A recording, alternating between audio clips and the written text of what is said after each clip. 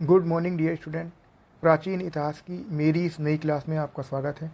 इस लेक्चर में मैं आपको बताऊंगा कि प्राचीन इतिहास का पुनर्निर्माण करने में किन किन स्रोत की आवश्यकता होती है या प्राचीन इतिहास के निर्माण के प्रमुख स्रोत क्या हैं। तो चलिए आइए शुरू करते हैं। प्राचीन भारतीय इतिहास के प्रमुख स्रोत। भारतवर्ष का प्राचीन इतिहास अत्यंत गौरवपूर्ण रहा है, परंतु दुर्भाग्यवश प्राचीन भारतीय साहित्य की विश्वसनीयता के संबंध में विद्वानों के बीच बड़ा वाद विवाद रहा है, जिसका कारण यह है कि अधिकांश भारतीय साहित्य का स्वरूप धार्मिक है और उनमें ऐतिहासिक तत्वों का अभाव है।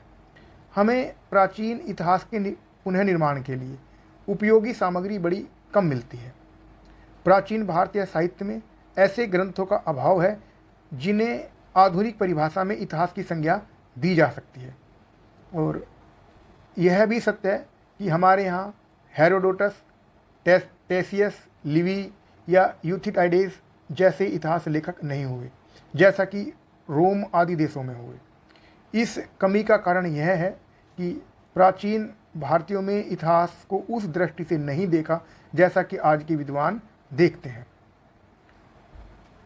इसलिए सामान्यतः यूरोपियों द्वारा भारतीयों पर यह आरोप भी लगाया जाता है कि प्राचीन भारतीय विद्वानों को इतिहास लेखन का ज्ञान नहीं था, उनको उन पे इतिहास लेखन नहीं आता था।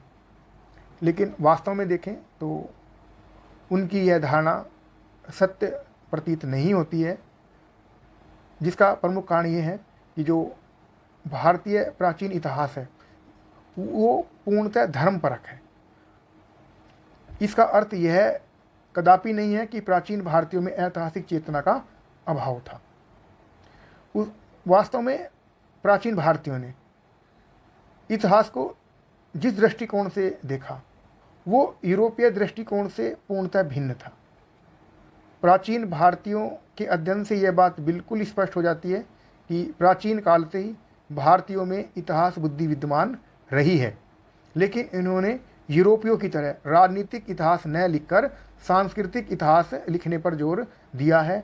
अर्थात हमारे प्राचीन मनीषियों का इतिहास के प्रति दृष्टिकोण, इतिहास लेखन के प्रति दृष्टिकोण यूरोपियन इतिहास लेखकों की तुलना में कहीं अधिक विस्तृत था। यानी जहाँ एक और वो सिर्फ राजनीतिक इतिहास लिख रहे थे, हमारे प्राचीन भारतीय मनीषी राजनीतिक इतिहास के साथ साथ सांस्कृतिक इतिहास लेखन पर भी जोर दे रहे थे। और प्राचीन भारतीय ग्रंथों के अध्ययन से यह पर्याप्त मात्रा में जानकारी मिल जाती है, जिसके आधार पर हम भारतीय इतिहास का पुनर्निर्माण कर सकते हैं। भारतीय इतिहास के पुनर्निर्माण के स्रोतों को 3 श्रेणियों में वर्गीकृत किया जा सकता है, ऐसा भी कहा जाता है। और यदि हम देखें इन चारों वेदों में सबसे ज़्यादा महत्व ऐतिहासिक दृष्टि से ऋग्वेद का है, फिर इसके बाद अथर्ववेद का। ब्राह्मण साहित्य में उसके बाद ब्राह्मण ग्रंथ, आरण्यक और उपनिषद का स्थान आता है।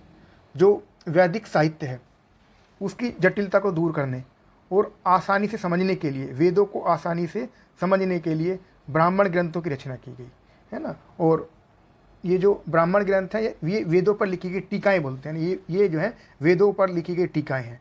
प्रत्येक वेद या संहिता के लिए, प्रत्येक वेद या संहिता के लिए अलग अलग ब्राह्मण ग्रंथ लिखे गए हैं। जैसे ऋग्वेद के लिए ऐत्रेय और कौशिकी ब्राह्मण, यजुर्वेद के लिए तैत्तिरीय और शतपथ ब्राह्मण, सामवेद के लिए पंचवीस और षड्वीस ब्राह्मण और अथर्ववेद के लिए गोपद ब्राह्मण लिखा गया। इनमें परीक्षित से लेके बिंबिसार तक की घटनाओं का विवरण मिलता है। जो ये ब्राह्मण ग्रंथ लिखे गए इनमें सबसे महत्वपूर्ण शतपथ ब्राह्मण है। शतपथ ब्राह्मण में गंधार, शल्य, कुरु, पांचाल, कौशल, विदेह आदि राज्यों का विवरण मिलता है। इसके बाद ब्राह्मण ग्रंथों में आरण्यक और उपनिषदों का स्थान आता है। इनमें ऐतिहासिक तथ्य बड़े सीमित हैं क्योंकि ये दार्शनिक ग्रंथ हैं। इनका ध्येय ज्ञान की खोज करना था। इनमें हम भारतीय चिंतन की चरम परिणति पाते हैं। अब आता है वेदांग। ये वेदों के ही अंग हैं। वेदों को भली भांति समझने के लिए वेदांगों की रचना की गई। यानी वेदों को समझने के लिए ब्राह्मणों की रचना की गई, फिर उसके बाद वेदांगों की रचना की गई। शिक्षा, ज्योतिष, कल्प, व्याकरण, निरुक्त और छंद, ये 6 वेदांग हैं। यह वेदों के शुद्ध उच्चारण व यज्ञ आदि करने में सहायक थे। जैसे जैसे ऋग्वैदिक काल, उसके बाद उत्तर वैदिक काल आया, तो वैदिक मंत्रों की संख्या बढ़ती गई, क्योंकि स्टार्टिंग में मनुष्य पे लेखन कला का ज्ञान नहीं था। जो वैदिक मंत्र थे वो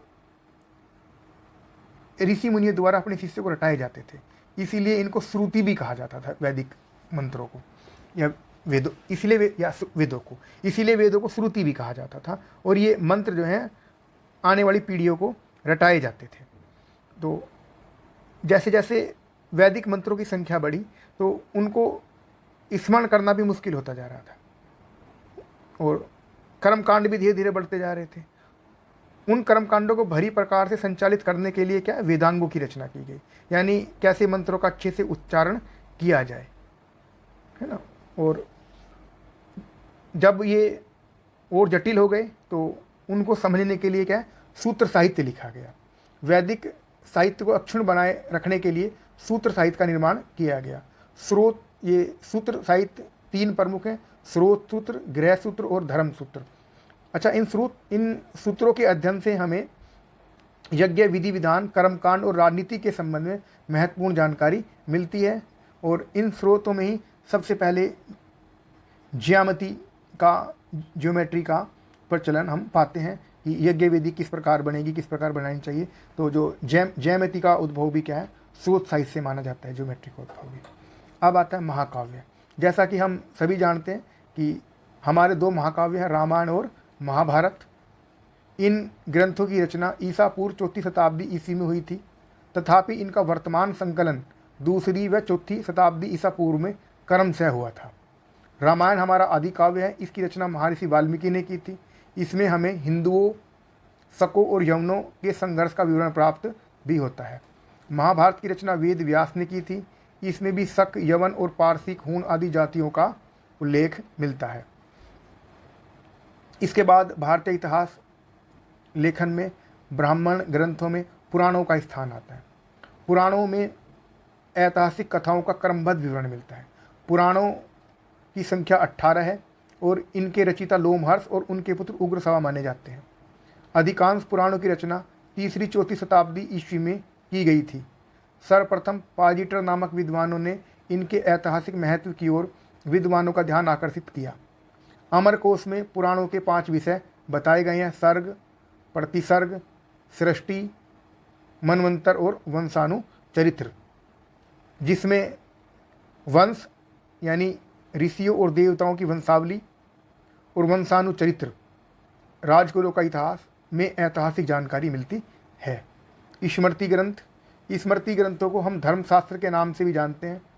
वूलर के अनुसार इनकी रचना ईसा पूर्व 2वीं शताब्दी से लेकर ईसा की 2वीं शताब्दी के मध्य हुई थी। मनु स्मृति सबसे प्राचीन है। इसके रचनाकार भगवान मनु थे। इसके अलावा याज्ञवल्क्य, नारद, बृहस्पति, कात्यायन, देवल आदि अन्य प्रमुख स्मृतियाँ हैं। स्मृतियों को कानून की पुस्तकें भी माना जा सकता है। कालांतर में इन स्मृतियों पर टीकाएँ लिखी गई। मनु स्मृति के प्रमुख टीकाकार भारुचि, मेघातिथि, गोविंदराज, कुल्लूक भट्ट हैं। विश्वरूप, अपार्क तथा विज्ञानेश्वर याज्ञवल्क्य स्मृति के टीकाकार हैं। स्मृति ग्रंथ कानून की प्राचीनतम पुस्तकें हैं, और जिनमें सबसे प्राचीन मनु स्मृति है। बौद्ध साहित्य, हिंदू साहित्य या ब्राह्मण साहित्य के बाद जो महत्वपूर्ण स्थान आता है वो बौद्ध साहित्य का आता है। बौद्ध साहित्य में त्रिपिटकों का महत्वपूर्ण स्थान है। त्रिपिटक अक्सर पूछा भी जाता है, त्रिपिटक क्या है? तो महात्मा बुद्ध की मृत्यु के बाद उनकी शिक्षाओं को 3 भागों में संकलित किया गया, इन्हीं को त्रिपिटक कहते हैं। तो पूछा जाता है अक्सर क्वेश्चन में कि त्रिपिटक क्या है? तो महात्मा बुद्ध की मृत्यु के बाद उनकी शिक्षाओं को 3 भागों में बांटा गया, इन्हीं को क्या बोलते हैं? त्रिपिटक कहते हैं। तो सबसे महत्वपूर्ण क्या है? विनय पिटक। विनय पिटक में संघ के नियम और आचार की शिक्षाएँ आती हैं, यानी विनय पिटक में क्या है? नियम है। सुत्त पिटक में क्या है? बौद्ध धर्म के सिद्धांत और उपदेश हैं। अभिधम्म पिटक में क्या है? दार्शनिक सिद्धांत है। विनय पिटक में बौद्ध धर्म के सिद्धांत हैं। सुत्त पिटक में धार्मिक सिद्धांत हैं और अभिधम्म पिटक में दार्शनिक सिद्धांत हैं। जो त्रिपिटक हैं ये पाली भाषा में लिखे गए। इतिहास लेखन में महात्मा बुद्ध के पूर्व जन्मों की कथाएं, जिनको जातक कथाएं कहते हैं, ये भी महत्वपूर्ण भूमिका निभाती हैं। इसके अलावा बौद्ध ग्रंथ दीपवंश, महावंश, कथावंतु, ललित विस्तार, दिव्यदान और नागसेन द्वारा रचित मिलिंद पन्हों भी इतिहास के पुनर्निर्माण में महत्वपूर्ण योगदान देती है। इसके बाद जैन ग्रंथ। जैन साहित्य को आगम कहा जाता है। अक्सर क्वेश्चन बनता है आगम क्या है, तो जैन साहित्य को आगम कहा जाता है। जैन धर्म का प्रारंभिक इतिहास कल्पसूत्र से ज्ञात होता है, जिसकी रचना भद्रभाहु ने की थी। इसके अलावा जैन ग्रंथ परिशिष्ट पर्वन, भद्रभाहु चरित्र, आवश्यक सूत्र, भगवती सूत्र आदि से भी जैन धर्म की जानकारी मिलती है, जिसके आधार पर हम इतिहास का पुनर्निर्माण कर सकते हैं। जैन धर्म में पुराणों का भी महत्वपूर्ण स्थान है। जो पद्म पुराण, हरिवंश पुराण और आदि पुराण, ये जैन धर्म के प्रमुख ग्रंथ हैं।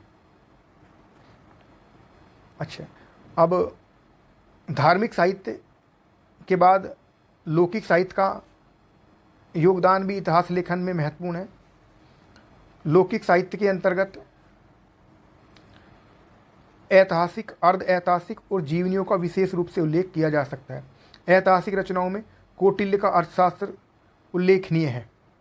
यह चंद्रगुप्त मौर्य के समय लोक प्रशासन पर लिखा गया महत्वपूर्ण ग्रंथ है। ऐतिहासिक रचनाओं में सर्वाधिक महत्वपूर्ण रचना कश्मीरी कवि कल्हण द्वारा रचित राजतरंगिणी का भी महत्वपूर्ण स्थान है। यह संस्कृत साहित्य में ऐतिहासिक घटनाओं को क्रमबद्ध लिखने का प्रथम प्रयास है। ये भी कहा जा सकता है कि कल्हण की राजतरंगिणी भारत में लिखी गई प्रथम ऐतिहासिक पुस्तक थी, जो आधुनिक इतिहास के सिद्धांतों पर सटीक उतर बैठी है।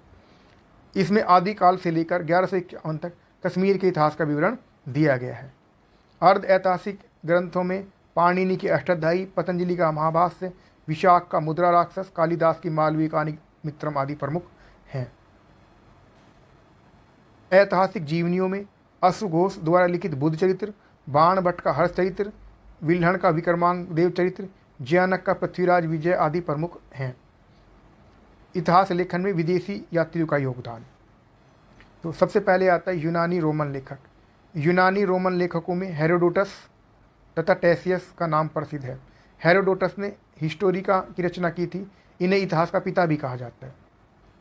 यह हेरोडोटस ने कभी भारत की यात्रा नहीं की, लेकिन इन्होंने अपनी रचना हिस्टोरिका में भारत और फारस संबंधों का विवरण दिया है। सिकंदर के समय आने वाले लेखों में निरियाकस, ऑनेसिक्रेटस और एरिस्टोबुलस ने भारत के संबंध में विश्वसनीय और प्रमाणिक विवरण दिया है। सिकंदर के पश्चात आने वाले यात्रियों में मैगस्थनीज, डाइमेकस और डायोनीसियस के नाम प्रमुख हैं। मैगस्थनीज ने इंडिका नामक पुस्तिका की रचना की थी। इसके अलावा टालमी के भूगोल, पिल्ली की नेचुरल हिस्ट्री आदि से भी भारतीय इतिहास की जानकारी मिलती है। चीनी लेखकों का भी महत्वपूर्ण योगदान है भारतीय इतिहास के लेखक में। चीनी लेखकों का भारत आने का प्रमुख उद्देश्य बौद्ध धर्म का अध्ययन करना था। ये बौद्ध धर्म के अनुयायी थे और भारत में बौद्ध धर्म से संबंधित विषयों पर जानकारी प्राप्त करने आए थे। सबसे पहले फायान गुप्त शासक चंद्रगुप्त द्वितीय के दरबार में आया। उसने अपनी पुस्तक फू को की में भारत के विषय में जानकारी दी है। इसके पश्चात सुंगयुन और फिर ह्वेनसांग सम्राट हर्षवर्धन के दरबार में आया था। ह्वेनसांग ने अपनी पुस्तक सी यू की में हर्ष के समकालीन भारत का विवरण दिया है। इसके बाद इत्सिंग भारत आया। इत्सिंग ने का जो विवरण है वो भारत के बारे में ज़्यादा ऐतिहासिक जानकारी नहीं प्रदान करता। इसके अलावा मा तवालिन ने पूर्वी भारत और चाउजुकुआ ने चोलों के इतिहास के विषय में महत्वपूर्ण जानकारी दी है। इसके बाद अरबी लेखक। अरबी लेखकों में महत्वपूर्ण नाम अल-बरूनी का है। वह महमूद गजनबी के साथ भारत आया था। उसने अपनी भारत यात्रा का विवरण तहकीक-ए-हिंद नामक पुस्तक में किया है। तिब्बती लेखों में तारानाथ का नाम उल्लेखनीय है। उसने कंगियूर और तंगियूर नामक पुस्तकें लिखी थी। इसके बाद आता है पुरातत्व संबंधित स्रोत। तो इतिहास लेखन में पुरातत्व संबंधी स्रोतों का महत्वपूर्ण योगदान है। इनको हम 3 भागों में बांट सकते हैं: अभिलेख, मुद्रा और स्मारक। पुरातत्व वह विज्ञान है जिसके माध्यम से पृथ्वी के गर्भ में छिपी सामग्रियों की खुदाई करके प्राचीन काल के लोगों के भौतिक जीवन का ज्ञान प्राप्त किया जाता है। यह साधन अत्यंत प्रामाणिक है तथा इसे भारतीय इतिहास के उन अंध युगों पर प्रकाश पड़ता है जहाँ साहित्यिक साक्ष्य मौन है, वहाँ यह पुरातात्विक साक्ष्य हमारी सहायता करते हैं। सबसे पहले क्या था? अभिलेख। प्राचीन भारतीय इतिहास के निर्माण में अभिलेखों से बड़ी मदद मिलती है। अभिलेखों का ऐतिहासिक महत्व साहित्यिक स्रोतों से अधिक है। यह अभिलेख पाषाण शिलाओं, स्तंभों, ताम्रपत्रों, दीवारों और मुद्राओं पर लिखे हुए मिले हैं। अभिलेखों का अध्ययन एपिग्राफी कहलाता है। सबसे प्राचीन अभिलेखों में मध्य एशिया की बीगज कुई से प्राप्त अभिलेख हैं। इसमें ऋग्वैदिक देवता मित्र, वरुण, इंद्र, नास्या आदि के नाम मिलते हैं। इससे यह स्पष्ट हो जाता है कि जो भारत में जो आर्य आए संभवतः वो पहले कहाँ थे? मध्य एशिया में निवास करते थे। यह लगभग 1400 ईसा पूर्व के हैं, परंतु अपनी यथार्थ रूप में अभिलेख हमें अशोक के शासनकाल से मिलने लगे हैं। अशोक भारत का पहला शासक था जिसने अपनी जनता को अभिलेखों के माध्यम से संबोधित किया था। D.R. भंडारकर जैसे एक चोटी के विद्वान ने अब सिर्फ अभिलेखों के आधार पर अशोक का इतिहास लिखने का सफल प्रयास किया है। अशोक के अभिलेखों के अलावा खारवेल का हाथी गुम्फा अभिलेख, शक छाचक रुद्रदामन का जूनागढ़ अभिलेख, समुद्रगुप्त की प्रयाग प्रशस्ति, यशोधर्मन का मंदसौर अभिलेख, मिहिर भोज की ग्वालियर प्रशस्ति, भानुगुप्त का एरण अभिलेख, यमन राजदूत हेलियोडोरस का बेसनगर विदिशा का गरुड़ लेख आदि महत्वपूर्ण अभिलेख हैं जिससे भारतीय इतिहास का पुनर्निर्माण करने में महत्वपूर्ण भूमिका मिलती है। मुद्राएं। अभिलेखों के अतिरिक्त प्राचीन राजाओं द्वारा ढलवाए गए सिक्कों से भी प्रचुर ऐतिहासिक सामग्री प्राप्त होती है। सिक्कों का अध्ययन न्यूमिमेटिक्स कहलाता है। 6ठी शताब्दी से ही हमें नियमित रूप से सिक्के मिलने लगते हैं और इन प्राचीनतम सिक्कों को आहत सिक्के कहा जाता है क्योंकि ये धातु को पीट के बनाए गए हैं। इन्हें आहत या पंच्ड मार्क सिक्के कहा जाता था। यह अधिकांशतः चांदी के टुकड़े हैं, लेकिन तांबे के भी सिक्के मिले हैं। इन पर लेख नहीं मिलते। सिक्कों पर लेख लिखवाने का सबसे पहले कार्य यवन शासकों ने किया। उन्होंने ही भारत में सबसे पहले सोने के सिक्के चलवाए। साधारणतः 206 ईसा पूर्व से 300 ईस्वी तक के भारतीय इतिहास का ज्ञान हमें मुद्राओं से यानी सिक्कों से प्राप्त होता है। स्मारकों में इमारतें, मंदिर, मूर्तियां आदि आती हैं। इनसे विभिन्न युगों के सामाजिक, धार्मिक, आर्थिक परिस्थितियों का बोध होता है। हड़प्पा और मोहनजोदड़ो के उत्खनन से सिंधु सभ्यता की जानकारी प्राप्त होती है। तो भारतीय इतिहास के पुनर्निर्माण के स्रोत को 3 भागों में बांटा जा सकता है: साहित्यिक स्रोत, विदेशी यात्रियों की विवरण और पुरातात्विक स्रोत। साहित्यिक स्रोत को फिर 2 भागों में बांटा जा सकता है: धार्मिक साहित्य और लौकिक साहित्य। धार्मिक साहित्य को फिर 3 भागों में बांटा जा सकता है: हिंदू या ब्राह्मण धर्म से संबंधित साहित्य, जैन धर्म से संबंधित साहित्य, बौद्ध धर्म से संबंधित साहित्य। लौकिक साहित्य को भी 3 भागों में बांटा जा सकता है: ऐतिहासिक साहित्य, अर्ध ऐतिहासिक साहित्य और जीवनियाँ। विदेशी यात्रियों के विवरण को यूनानी, अरबी, चीनी और तिब्बती यात्रियों में विभाजित किया जा सकता है। और पुरातात्विक स्रोत को भी 3 भागों में बांटा जा सकता है: अभिलेख, मुद्रा और स्मारक। तो इस चैप्टर में इतना ही। धन्यवाद।